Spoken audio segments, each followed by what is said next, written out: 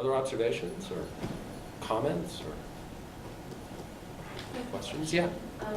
So my field is pharmacy, Mhm. and I was talking to a pharmacist I know, and she was saying that. Was there a wide spectrum in design that you saw? Not design, but like the whole CV thing.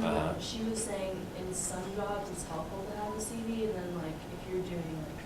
Well, people use those terms very loosely. Like some people Yeah. use curriculum vitae or vitae or vitale or however you want to pronounce it, and resume interchangeably. Other people use them to designate differences like CV, academic, resume, non-academic, or something She like that. meant like for a hospital, she would probably want to give them an academic and then a notice or a resume, one-page thing.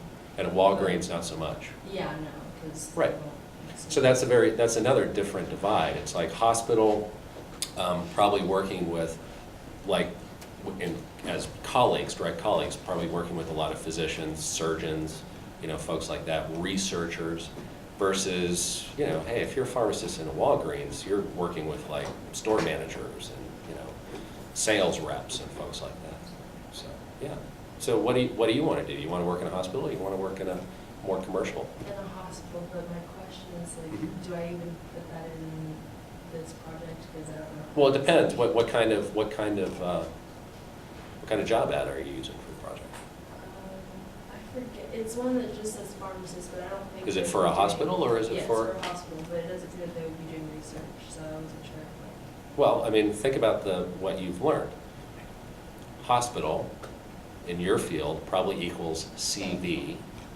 If you're using a hospital opportunity as the basis for this project, then it kind of makes sense to practice creating a CV.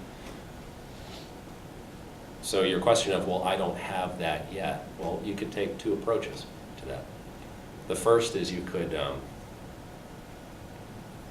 say, I think I'm going to, for this project, make it easier by picking a different job ad. Just pick a job ad for a Walgreens or something. Okay? The other thing you could do is you could say, well, I know from the assignment description, the project description, that I can imagine myself in the future if I want to.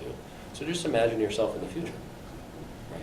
Because CV usually,